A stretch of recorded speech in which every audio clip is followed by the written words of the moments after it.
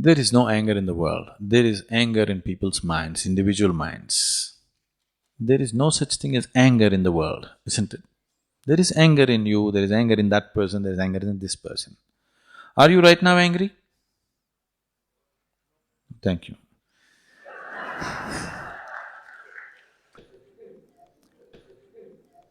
Right now you are not angry, that means there is no anger in this hall right now, isn't it? But you can get angry. You can get angry. Right now there is no anger in this hall, but you can get angry. So this is one thing that we have to see. Anger is not there.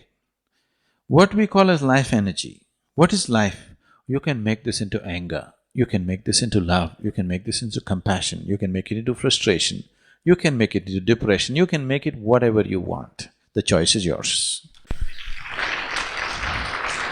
If you had retained the choice, if the choice was really with you, definitely you would have chosen the most pleasant thing, isn't it? Whatever is the most pleasant thing. Generally people are talking about love, joy, blissfulness, because people understand this as the most pleasant things in their life. If you had a choice about what to make yourself of right now in this moment, would you choose pleasantness or unpleasantness? Pleasantness, there's no question about that, isn't it?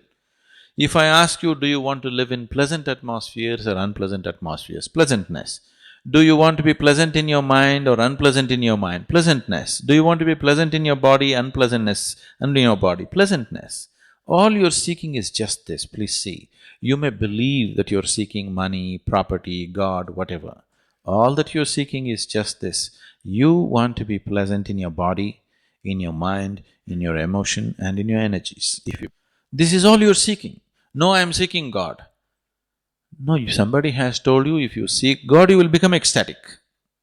No, I want to go to heaven. Somebody has told you heaven is a more pleasant place than this one, that's why you want to go there. Or you made a hell out of your life, whichever way. Fundamentally, you are seeking pleasantness, isn't it? Now, this same scientist, because he talked about Emerson using the word Brahma, this scientist tried to look for a word to name the word, to name the chemical which is being received by the cannabis receptors in the brain. He wanted to give a unique name and he studied every scripture on the planet to find an appropriate name. And the most beautiful thing is, no scripture on the planet, except from India, ever talks about bliss and ecstasy. Everybody talks about salvation, everybody talks about your sins being washed away, at the most peace. Nobody talks about blissfulness and ecstasy.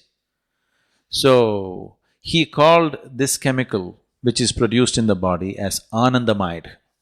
You know Ananda? Anandamide. So cannabis receptors are waiting to receive Anandamide. How much Anandamide you produce in this system, that is how blissful you will be. It can't be taken… if you take it in the form of an injection, you will become an addict. But if you generate your own Anandamide, you will be blissful, always.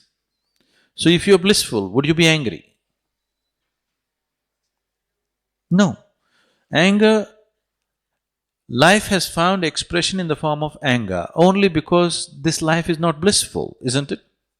If this was blissful every moment of its existence, question of anger or controlling anger or putting anger down doesn't even arise within you, isn't it? So, what is needed is, yes, there are situations in the world which may be causing anger, but I'm telling you, if you eliminate one situation, another situation will pop up. See, within your own family or within your own situation, do you see, for every small thing people can get angry? Need not be a major issue, yes? Not a life and death kind of issue. A simple thing in your house can make you angry or somebody else in the family angry, isn't it so? So it is not necessarily by settling all the problems on the planet that we will eliminate anger. First of all, if we teach ways of joyfulness and blissfulness right from childhood, we have not focused on this. As a humanity, we have not focused on making our children joyful.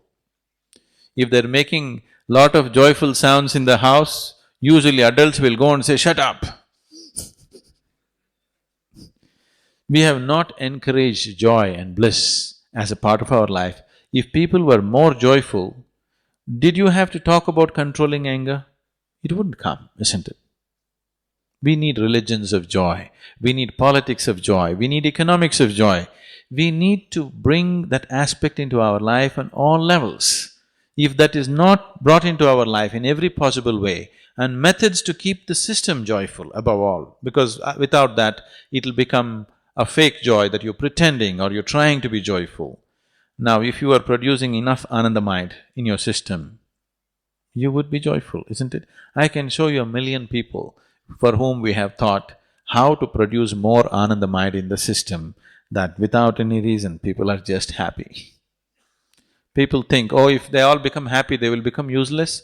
It is not so. Please look at your own life and see. On a particular day when you are happy, are you willing to do more? Or on a particular day when you are unhappy, are you willing to do more?